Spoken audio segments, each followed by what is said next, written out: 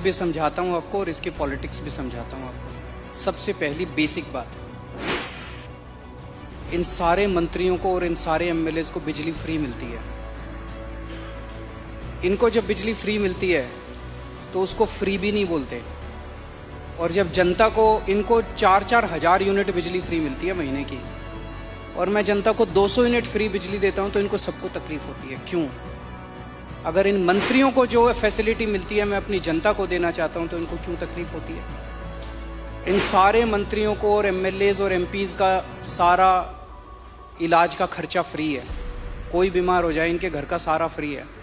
तो अगर मैंने अपने दिल्ली के लोगों का इलाज फ्री कर दिया तो इनको क्यों तकलीफ होती है? जो जो चीजें इन मंत्रियों को और इन संतरियों को मिलती है मैं अपने लोगों को देना चाहता हूं, नंबर 1। दूसरी चीज, अगर मैं, एक समय था जब मैंने सुना था कि राजनीति के अंदर एक समय था जब फ्री बांटते थे, और फ्री बांटने का पैसा कहां से आता था? सरकार लोन लेती थी और लोन लेके उस पैसे से फ्री बांटते थे। That is not good economics.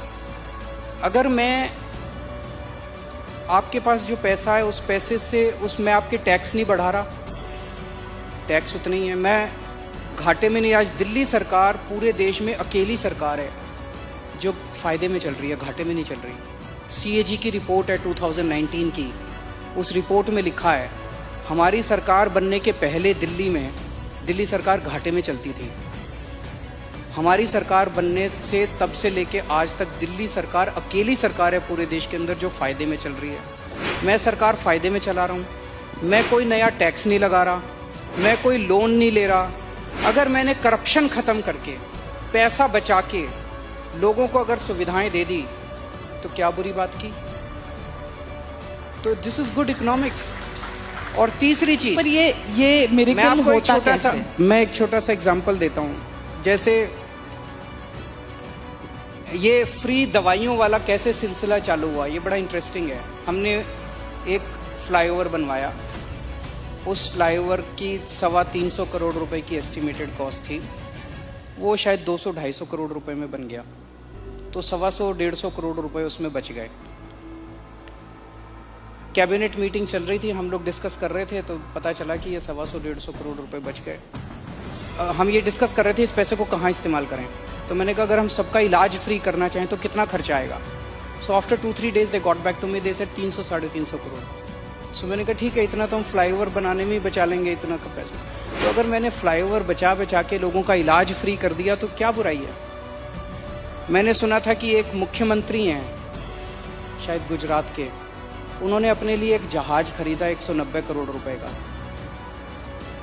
मैंने लिए अपने जहाज नहीं खरीदा, मैंने दिल्ली की सारी अपनी माँ बहनों का डीटीसी बसों में किराया मुफ्त कर दिया, 150 करोड़ का खर्चा आया। बताओ क्या बुराई है?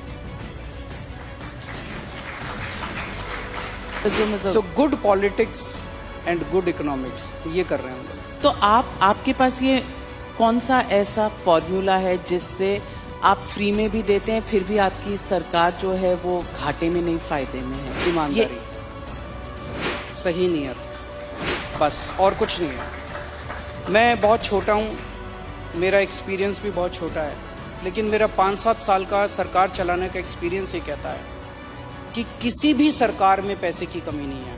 मैं ब्लैंकेट स्टेटमेंट दे रहा हूं, किसी भी राज्य सरकार में और किसी भी केंद्र सरकार में पैसे की कमी नहीं है, नीयत की कमी है।